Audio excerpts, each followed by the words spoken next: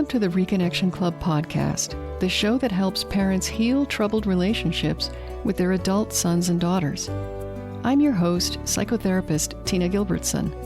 Each week, I'll offer you compassion, clarity, and personal development tips designed to help you reconnect, not only with your child, but with yourself.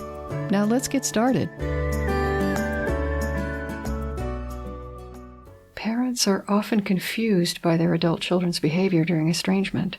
For instance, I often hear parents say things like, "My child told someone I'm toxic, but at the same time, she's planning to visit me next month." Examples of seeming contradictions like that are not at all uncommon, and in many cases, not all, but many, they can be explained with a single word: ambivalence. It is possible to hold more than one view of the same person or situation at the same time, especially if those views are steeped in emotion. Because conflicting emotions can easily coexist in our hearts. We don't always feel just one way about something. The word ambivalence consists of ambi, which means both, and valent, which has to do with strength. In psychology, valence measures the tone of emotions. Joy is said to have a positive valence, while disgust has a negative valence. Ambivalence, then, or ambivalence, is holding both one feeling and its opposite simultaneously. Feeling ambivalent is just part of being human. If you've ever agreed to do something you didn't really want to do, and you did it half-heartedly, that half-heartedness could be explained by ambivalence. Part of you wanted to do it for some reason, and yet part of you didn't want to do it. Another example from my own life is camping. I don't like camping, but if you ask me to go camping with you, I will probably hem and haw about it instead of just saying no. Because although I don't like camping, I still might want to go. Why? Because I like nature, I like adventure, and maybe I want to spend more time with you. There are lots of reasons for me to go camping. And there are other reasons for me not to want to go, hence my ambivalence. However, you might not know how ambivalent I am about camping. I might just bite the bullet and decide to go with you, thinking I'll tough out the parts of camping that I don't like. But if when we get there, I complain about the rain or the bears or being cold, and I say, "This is why I don't like camping," then you might rightly ask me why I agreed to come with you if I don't like camping. And the answer would be, it's not that simple. Humans are not computers. A classical computer uses bits that are always in a state of being either 0 or 1. It's always one or the other, and it can never be both. It's purely either or. Human beings are far more complex than that. Our emotions are not either on or off, this or that. Our emotions overlap each other. They can coexist in our hearts like different people standing in exactly the same spot. It's not reasonable to expect yourself or anyone else to hold a single, definite, enduring emotion about every situation, idea, or person. Life is complicated, and so are we. And so are relationships.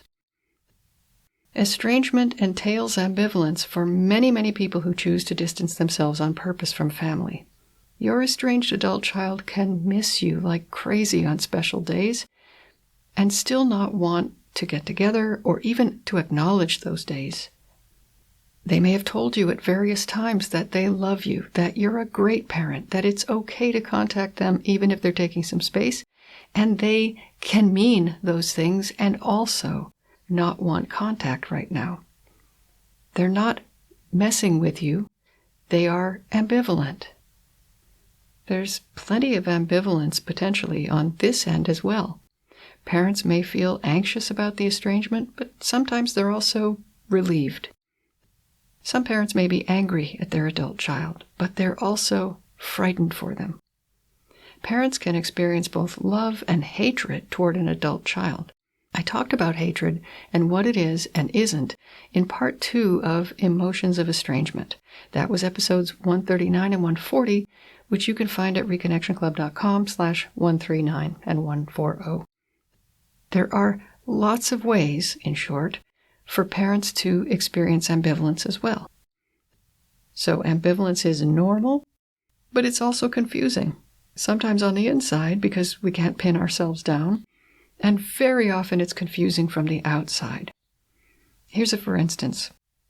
You may have told someone about a terrible argument you had with your spouse and how fed up you are with them, and then been shocked when that person asked if you were thinking of divorce.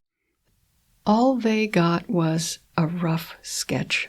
You had a terrible argument and you were fed up with your spouse, period. To them, this was grounds for inquiring about divorce. But what they didn't see was the whole picture, including not just that terrible fight, but the tenderness between you, the acts of kindness, and the bond that was forged over the years between you and your spouse. All of that and more was present even as you were telling this person about the terrible argument and your feelings about it. But it would be impossible to talk about anything if we had to stop and report on every feeling or recollection we ever had about the topic. That's why much of what's present remains under the surface, unseen and unheard, until it shows up in ambivalence. Nothing is necessarily wrong if you encounter ambivalence. In fact, it's good to make room for it in the way you think about your own feelings. There's no need to criticize yourself or worry because you can't decide on one way to feel about something. Assume that all your emotions make sense. Because when a situation is complex, which estrangement certainly is, then your feelings about it might match that complexity. And also make room for ambivalence in others. If someone's behavior is confusing, you might just be seeing the tip of an iceberg.